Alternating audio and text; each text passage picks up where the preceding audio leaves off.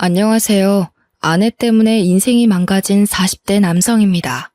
결혼에 실패한 뒤로 인생을 완전히 말아먹고 아직도 충격에서 벗어나지 못하고 아들 하나 데리고 아무 희망도 없이 살고 있습니다.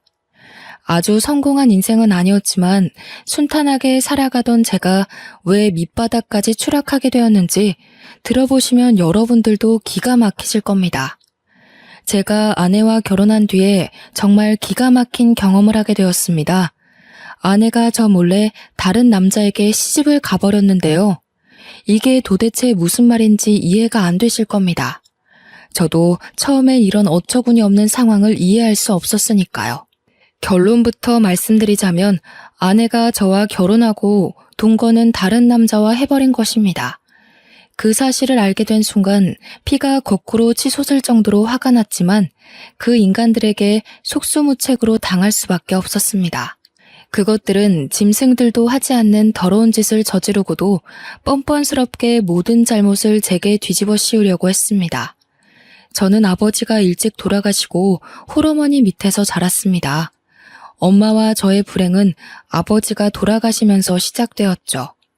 공장에서 작업 반장이었던 아버지는 새로운 기계를 설치하는 과정에서 작업자의 실수로 장비가 오작동되면서 사고로 돌아가셨습니다. 아버지가 돌아가시자 기다렸다는 듯이 고모가 할머니를 꼬드겨서 공장에서 나온 사망 위로금을 가로채버렸습니다.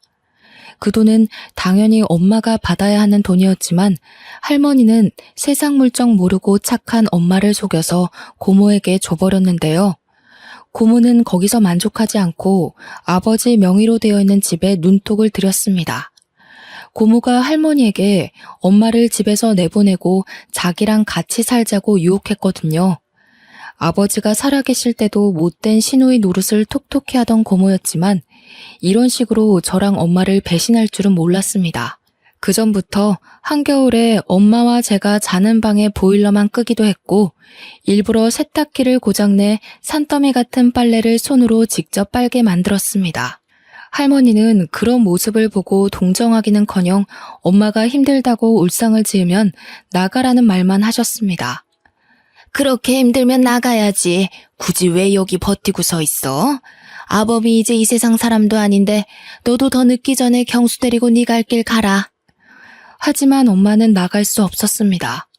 할아버지는 돌아가시기 전에 집을 아버지에게 주셨기 때문에 어떻게든 재산 분배를 하려고 했죠. 땡전 한 푼도 없었기 때문에 어쩔 수 없었습니다. 엄마가 집에서 안 나가고 버티고 있던 그 해에 유독 눈도 많이 내렸습니다. 수십 년 만에 강추위라고 뉴스에 보도되던 때였죠. 지금도 그 추위가 생각날 만큼 엄청 추웠습니다. 그런 한겨울에도 집이 탐이 난다는 이유 하나만으로 고모는 할머니를 앞세워서 엄마와 저를 집에서 쫓아내려고 했습니다. 그럴 때마다 엄마가 나서서 애원하듯 말하였는데요. 어머님, 제가 갈 데가 어디 있다고 나가라고 하시는 거예요. 그냥 어머님 모시고 이 집에서 살게 해주세요. 어머님이 하라는 집안일 묵묵히 잘해오고 있잖아요. 엄마는 이 집에서 나가면 당장 살아갈 날들이 막막하다고 할머니에게 애원했지만 할머니와 고모는 돈에 눈이 멀어서 냉정하게 돌아섰습니다.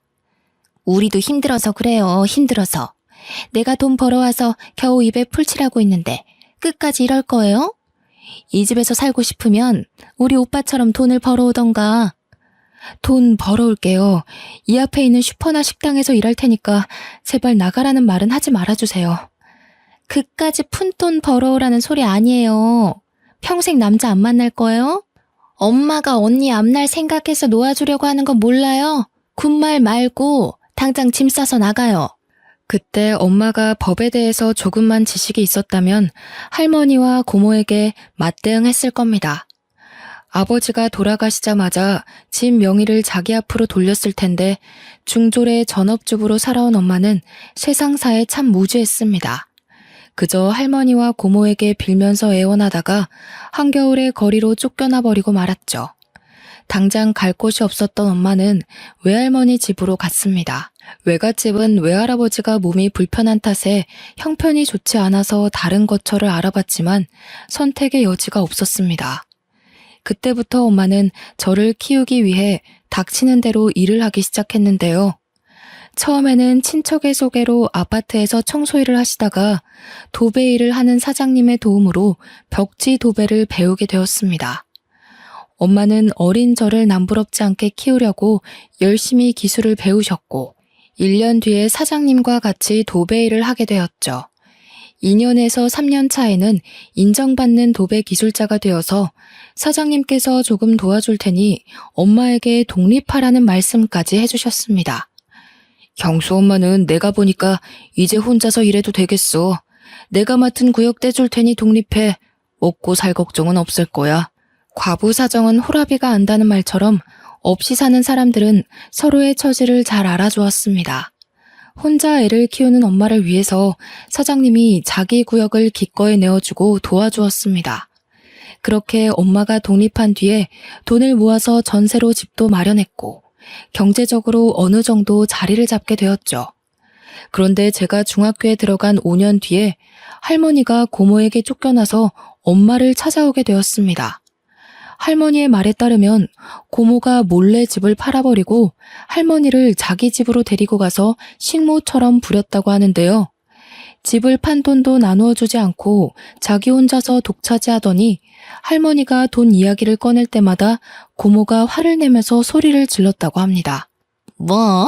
돈을 달라고? 엄마, 지금까지 먹여주고 재워준 것만 해도 얼만데 돈을 달라는 거야. 설마 치매라도 걸렸어? 시끄럽게 돈 타령하지 말고 밥이나 차려줘. 그제서야 할머니는 자기밖에 모르는 표독스러운 고모에게 속아서 이용당했다는 사실을 깨달았습니다.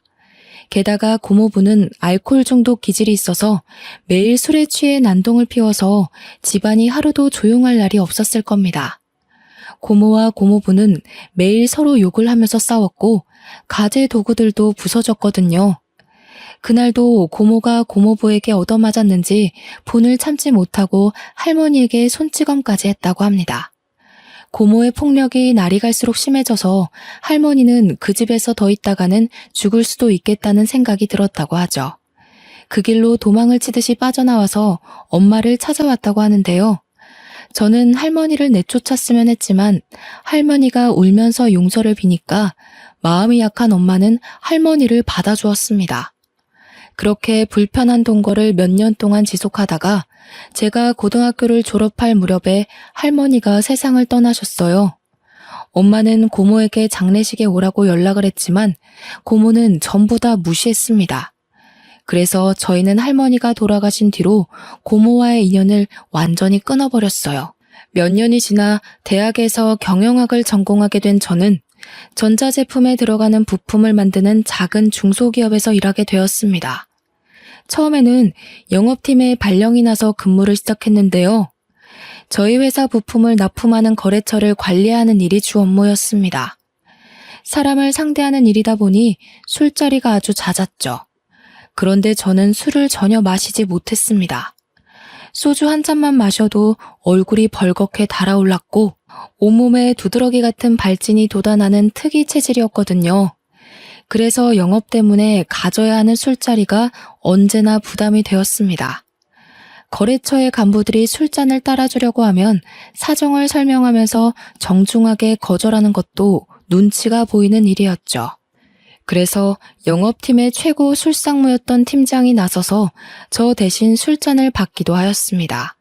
그러다 새로운 납품 회사를 뚫어서 담당자들끼리 인사를 하는 회식 자리를 갖게 되었습니다. 새 거래처의 팀장이 술고래에 융통성이라고는 전혀 없어 보이는 깐깐한 사람이었는데요. 그날도 저한테 술잔을 쥐어주며 술을 강요하기 시작했습니다. 어허, 세상에 술 못 마시는 사람이 어딨어? 그러지 말고 한 잔만 받아. 한 잔 마신다고 죽어? 죽냐고. 아이 얼른 마셔보래도. 팀장이 술에 취해서 제가 하는 말을 귓등으로도 듣지 않았습니다. 결국 더 이상 거절하지 못하고 술을 마셨는데 팀장이 계속해서 술을 권하더라고요. 결국 얼굴과 목에 심한 두드러기가 돋아올라서 힘이 들었습니다. 제가 병원에 가야 할 것 같다고 말해서 저 때문에 술자리 흥이 박살나고 말았죠. 이 일을 계기로 영업팀장과의 면담 자리에서 다른 부서로 보내주겠다는 말까지 듣게 되었습니다. 경수, 너 저번에 보니까 안 되겠더라. 우리 부서가 술자리에 꼭 참석해야 하는데 술을 못 먹으니까 영 분위기가 안 잡히더라. 너도 힘들었지? 적성에 안 맞는 것 같으니까 적당한 부서로 옮겨줄게. 여기서 거절하고 버티고 있을 수 없어서 우선 알겠다고 했는데요. 얼마 후에 회사의 회계를 맡은 부서로 발령을 받게 되었습니다. 늘 숫자와 씨름해야 하는 머리 아픈 업무였죠. 면접 볼 때 회계 공부를 한 적이 있다고 말한 걸 기억하고 있었는지 비전공자인 저보고 직접 부딪히면서 일해보라고 하더군요. 중소기업은 다 똑같은 것 같습니다. 사람이 안 구해지는 것 같으니까 아무 인력이나 집어넣어보고 아님 말고 식이었는데요. 다행히 회계 공부에 흥미가 있었던 저는 공부를 하면서 회사를 다녔습니다.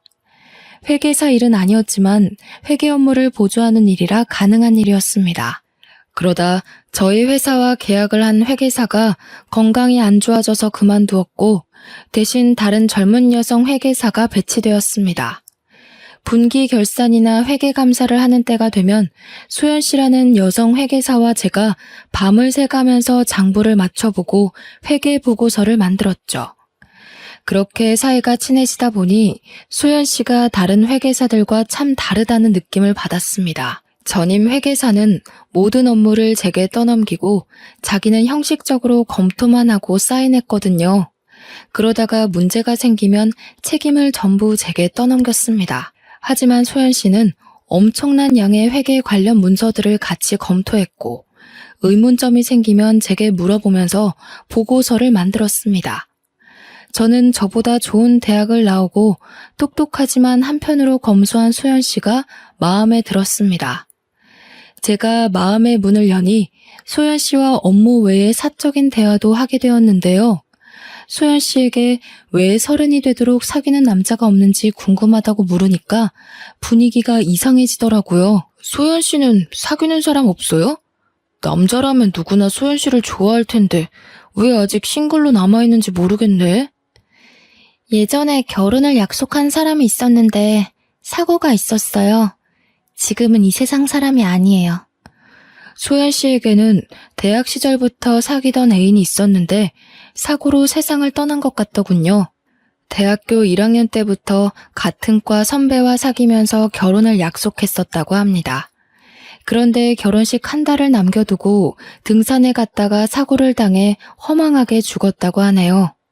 그 말을 해주면서 소연 씨의 낯빛이 무척이나 어두워졌습니다. 그 뒤로 남자를 만난 적도 없고 열심히 일만 하면서 살아왔네요. 이제 더 이상 누굴 만날 자신이 없어요.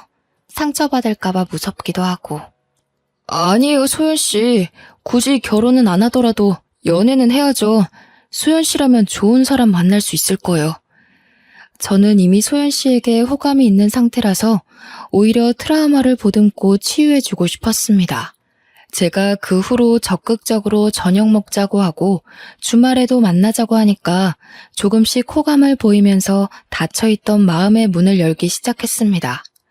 그렇게 몇 달이 지났을까요?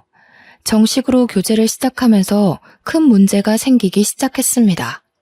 소연이 부모님이 대학 교수이셨거든요.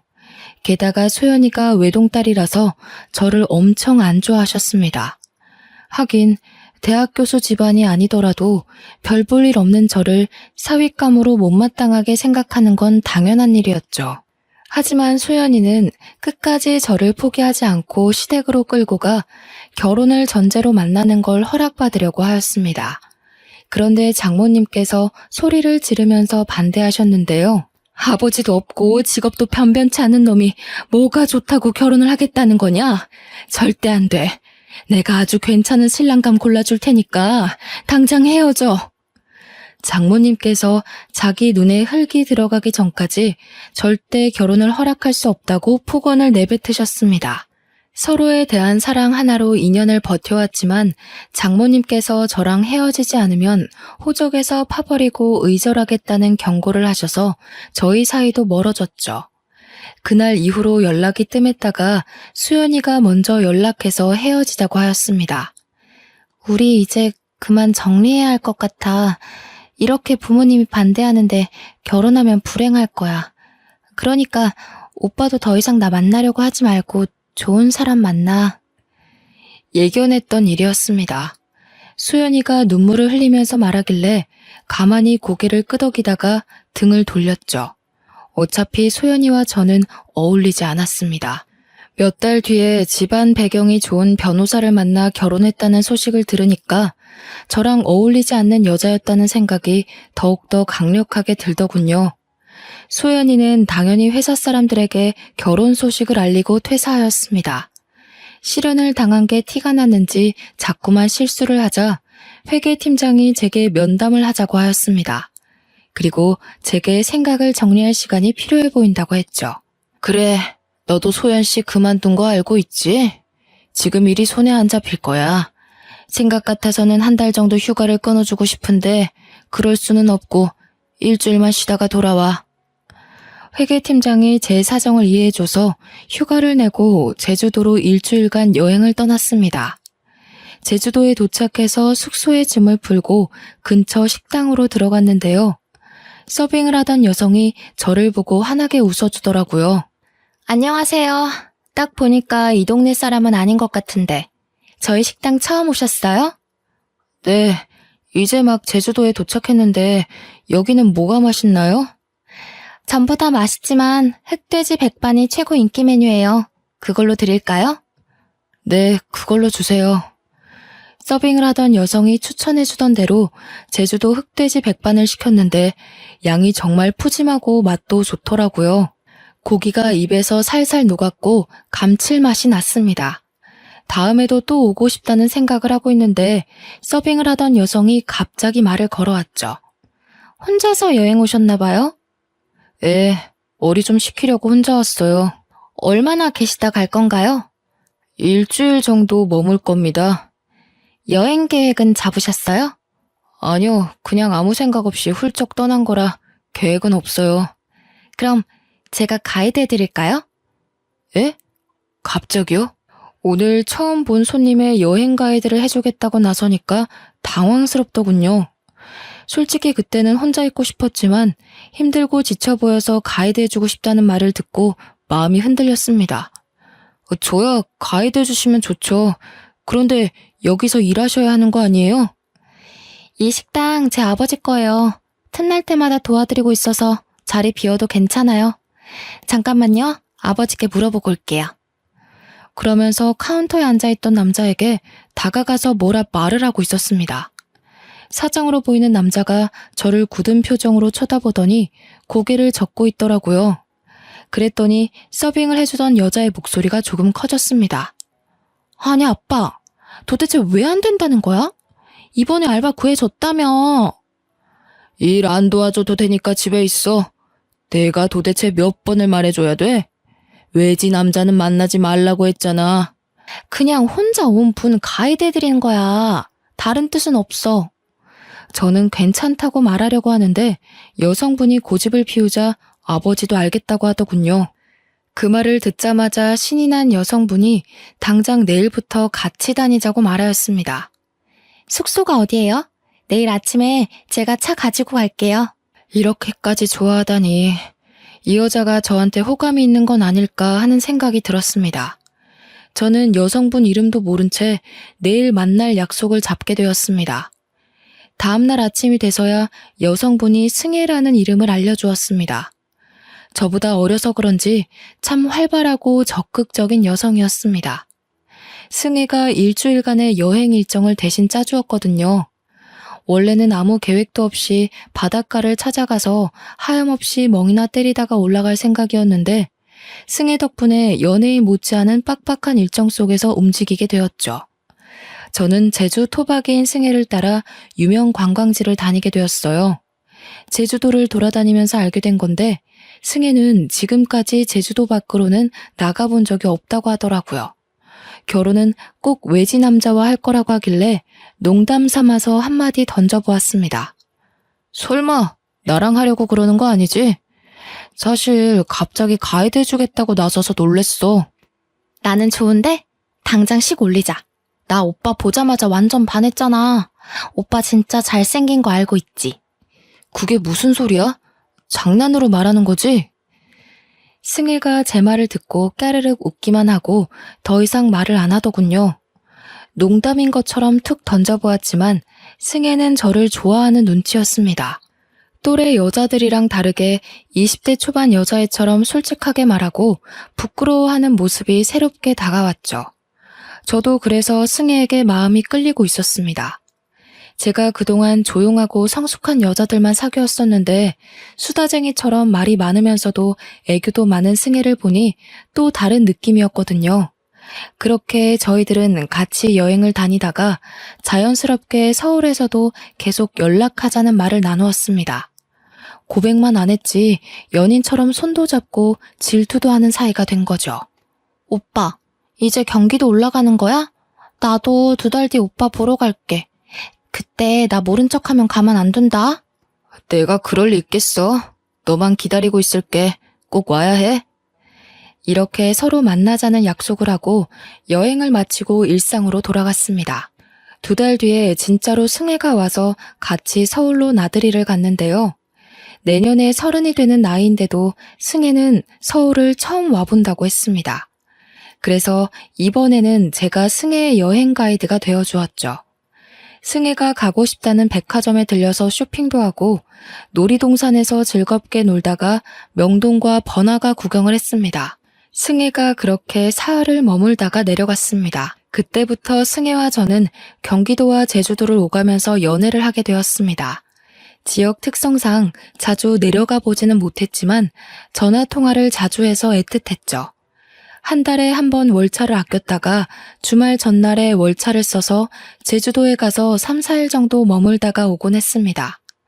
저희가 그런 식으로 장거리 원정 연애를 한 지 6개월이 지났을 때 승혜에게 결혼하자는 청혼을 하였습니다. 너무 섣부른 판단 같았지만 저는 승혜와 같이 살고 싶었으니까요. 그리고 나이도 있어서 결혼을 더 이상 미루면 안 됐습니다. 다행히 승혜가 제 프로포즈를 받아주었습니다. 장인어른과 장모님께 정식으로 인사를 드리러 갔는데 장인어른의 표정이 진짜 어두워 보였습니다. 제가 잔뜩 긴장한 얼굴로 결혼을 허락해달라고 말씀드리니 느낌이 싸한 말을 해주셨습니다. 이왕 이렇게 됐으니 어쩔 수 없지. 잘 살도록 해라. 왜 그러냐고 꼬치꼬치 캐물을 수도 없어서 감사하다고 하고 넘어갔죠. 마음에는 안 들지만 하는 수 없이 사위로 맞아준다는 분위기라서 기분이 썩 좋지는 않았습니다. 승혜와 저는 결혼 후에 제가 마련해둔 경기도의 신혼집에서 살게 되었는데요. 이상하게 아내가 결혼 초부터 제주도에 자주 내려가기 시작했습니다. 물론 처가와 친구들이 모두 제주도에 있으니 일이 있을 때마다 내려가는 건 당연한 일이었지만 아내가 한 달에 몇 번씩 제주도에 내려가니까 이상하더군요. 하지만 처가에 가지 말라고 할 수도 없어서 그냥 두었습니다. 그쯤 아이도 가졌으니 힘들어서 처가에 자주 가는 거라고 생각했죠. 그렇게 2년이 흐른 뒤에 저희 아들 돌잔치 날이 다가왔습니다. 아내가 퇴근하고 돌아온 저를 붙잡고 돌잔치를 제주도에서 하자고 하더라고요. 여보, 우리 돌잔치 제주도에서 할 거지? 아버지가 친척들 전부 모시고 우리 식당에서 하고 싶대. 그래? 마침 그때가 여름 휴가철이니까 여행 겸해서 내려가서 푹 쉬었다가 오자. 아들의 돌잔치 날을 위해 월차까지 내고 제주도로 내려갔는데요. 그날 아내의 동네 친구라는 남자를 만나게 되었습니다. 여보, 인사해. 어릴 때부터 같이 자란 동네 오빠야. 처음 뵙겠습니다. 장수철이라고 합니다. 예, 반갑습니다. 김경수라고 합니다. 돌잔치 준비하기도 바빠 죽겠는데 아내가 아는 오빠를 소개해주겠다고 했을 때 약간 당황스럽긴 했습니다. 게다가 아무리 친한 오빠라고 하더라도 남편에게 알고 지냈던 남자를 소개해준다는 건 흔한 일이 아니잖아요. 하지만 제가 보수적인 거라고 생각했습니다. 아내가 장수철이라는 남자를 진짜 친구라고 생각하는 거라며 이해해 보려고 했죠. 수철 씨는 민박집을 운영하고 있다며 처가까지 가지 말고 민박집에서 묵고 가라고 하였습니다. 처가 좁은 거 알고 계시지? 거기서 잠자고 하려고 눈치 보일 텐데 모처럼 오셨는데 저희 집에서 하루 묵었다 가시죠. 수철 씨가 처가의 집 크기까지 알고 있는 게 찝찝했지만 제주도에 머무는 동안 그곳에서 며칠 지내기로 하였습니다. 수철 씨는 친절하게 민박집 하나하나를 구경시켜주면서 설명해주더군요. 덕분에 관심도 없던 아내의 친한 오빠의 취미 생활까지 알게 되었습니다. 조개 껍데기가 가득 있는 방안을 보여주길래 멋지다, 근사하다는 말로 대충 대꾸해 주었죠. 무언가 봐달라는 눈치였지만 안 그래도 돌잔치 준비 때문에 지쳐있는 상태였습니다. 관심도 없는 조개 껍데기 구경할 시간이 없어서 얼른 돌잔치 장소로 넘어갔는데요. 돌잔치를 마치고 저는 회사 일 때문에 다시 경기도로 올라갔습니다. 아내는 제주도에 더 있겠다고 하더니 2주 뒤에 올라왔습니다. 그날 이후로 아내가 점점 제주도에 머무는 시간이 길어졌습니다. 여보, 다음 주에 제주도 가서 보름만 있다가 올게. 뭐? 저번에는 2주나 더 있다가 왔잖아. 왜 보름이나 있으려고 하는 거야? 엄마가 몸이 안 좋아서 식당 일 도와달라고 그러네? 아내가 식당 일을 핑계로 제주도에 가더니 보름 혹은 한 달씩 머물다가 오기 시작했습니다. 그리고 며칠 지나지 않아서 또 제주도에 갔고 2달 넘게 지내다가 오기도 했죠. 저는 장모님이 아파서 그런 거라고 생각해서 제 아들이 6살이 될 때까지 1년의 절반 이상을 제주도에서 지내게 하였습니다. 그런데 모임에서 만난 고등학교 동창이 뜻밖의 말을 꺼내놓았습니다. 내가 저번 달에 제주도로 휴가를 갔는데 재수 씨를 만났어. 땡땡 민박집에서 지내고 있더라. 재수 씨는 왜 거기서 지내고 있는 거래? 친구는 제주도 여행을 계획하고 숙소를 알아보다가 비교적 가격이 저렴한 민박집을 예약했는데 그곳에서 아내를 봤다는 겁니다. 재수 씨는 나를 못 알아보는 것 같았는데 분명히 재수 씨가 맞았어. 웬 남자랑 같이 있는 걸 봐서 아는 척은 안 했거든? 내가 둘이 무슨 사이냐고 물어보니까 재수 씨가 뭐라 한 줄 알아? 둘이 부부 사이래. 우리 와이프가 거기 있을 리가 없잖아. 네가 잘못 본 거야. 와이프가 거기서 지내더라도 왜 부부 사이라고 했겠어. 우리 와이프 얼굴 까먹은 거 아니야? 저는 친구의 말을 끝까지 믿지 않았습니다. 친구 녀석이 아내를 본 건 7년 전 결혼식장에서 본 게 전부였으니까요. 비슷한 여자를 아내로 착각했을 거라고 생각했죠. 그런데 동창 녀석이 저를 붙들고 확인해보라고 난리를 피웠습니다. 야, 네가 맨날 프로필 사진 가족 사진으로 해놓는데 내가 그걸 모르겠냐? 내가 눈썰미 하나는 끝내주니까 한번 확인만 해봐라.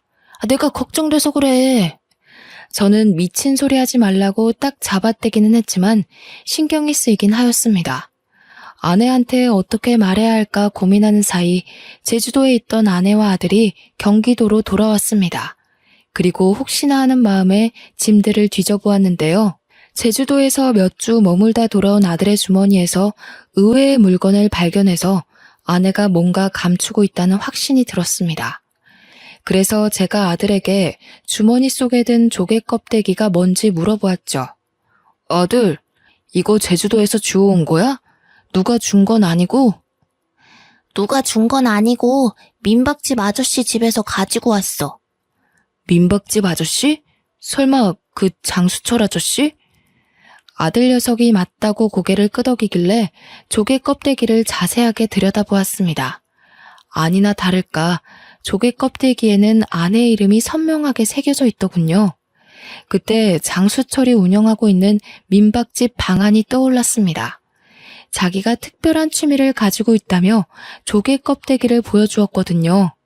그때는 조개 껍데기가 너무 많고 관심도 없어서 대충 칭찬만 해주고 나온 기억이 있습니다.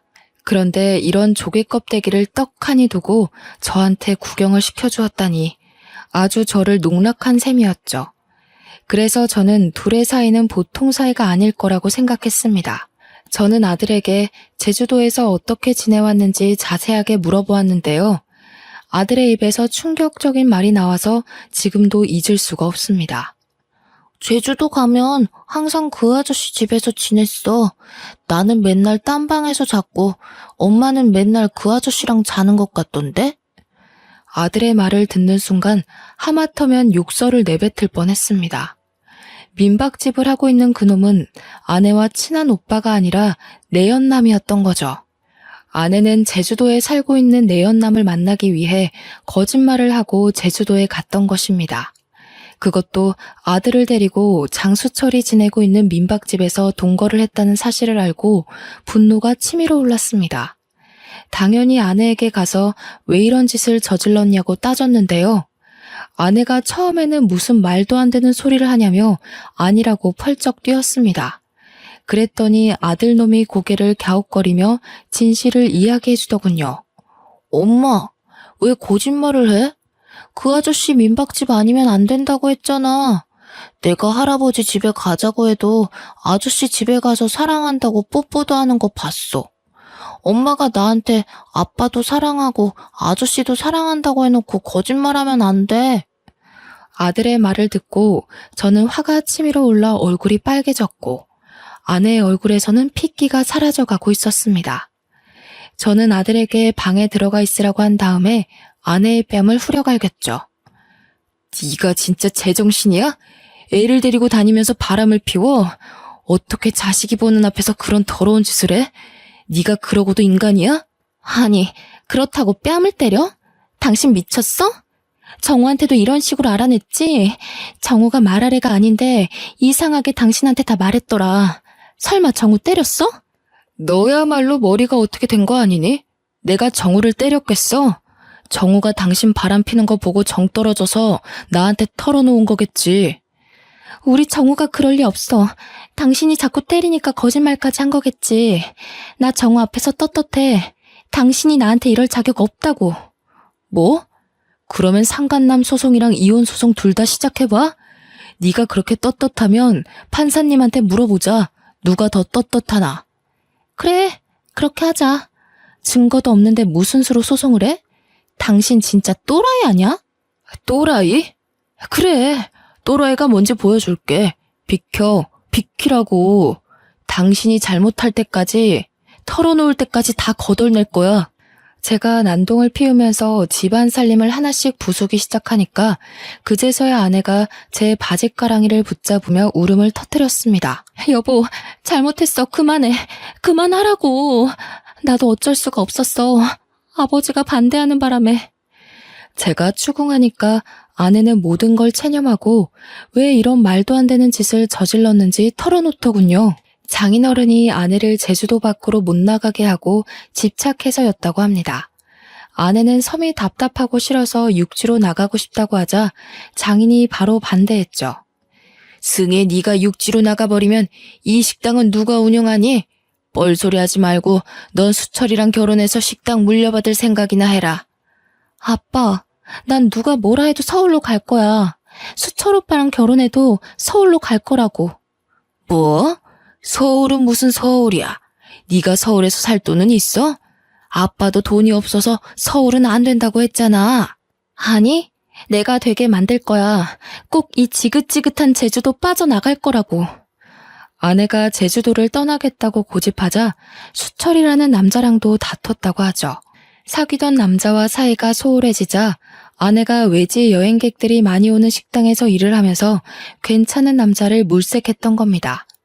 제주도를 떠나고 싶어하는 아내의 속셈을 잘 알고 있던 장인은 저와 결혼하겠다고 했을 때 못마땅하게 생각했던 것인데요. 아내가 처음부터 제게 친절하게 대하면서 가이드를 해주겠다고 한 것도 저를 꼬셔서 제주도를 벗어나 보려는 속셈이었습니다. 결국 장인어른이 아내에게 두 손 두 발을 들고 저와의 결혼을 허락해 주었죠. 그런데 아내는 수철이라는 남자랑 다시 연락이 닿아서 연인 관계로 발전하고 말았습니다. 한마디로 결혼은 저와 하고 동거는 그놈과 했던 것입니다. 이제 모든 걸 알았으니 결판을 내야만 했습니다. 저는 당장 제주도로 내려가서 장인을 만나서 자초지종을 따져보았죠. 그런데 장인은 뻔뻔한 태도를 보여주었습니다. 자네 기분이 상했다면 내가 사과할 테니까 없던 일로 하게. 나도 딸애가 그럴 줄 알았나? 중간에 알았지만 이혼할 것 같아서 입 다물고 있었네. 저는 장인의 몰상식한 말에 소리를 지르고 말았는데요. 장인어른, 이게 사과하면 끝날 문제라고 생각하세요? 제 가정이 깨졌고 이 인생이 끝났단 말입니다. 확실하게 책임지셔야 합니다. 제가 그렇게 만들 거예요.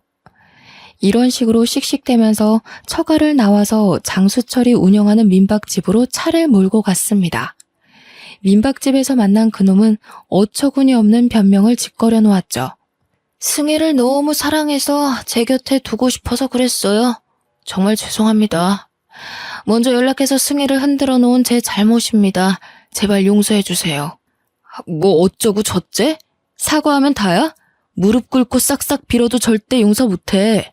네가 내 인생 망친 것처럼 나도 네 인생 망가뜨릴 거라고. 두고 봐. 내가 바로 송장 보낼 테니까 딱 기다리고 있으라고. 이제 더 이상 안 만나겠습니다. 연락 끊고 조용히 살겠습니다. 사과하고 안 만나겠다는데 도대체 왜 그러십니까? 예? 그놈도 장인어른과 마찬가지로 그냥 사과만 하면 끝날 거라는 착각을 하고 있었습니다. 말이 안 통하는 인간들에게는 법대로 하는 수밖에 없죠.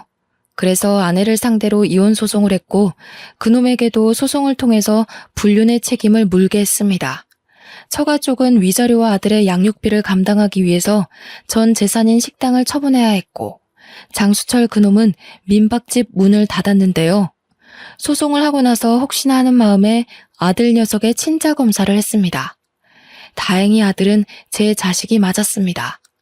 그러던 와중 아내에게서 기가 막히는 연락을 받기도 했죠. 여보, 당신이 하라는 대로 다 할 테니 제발 식당만은 돌려줘. 부탁이야.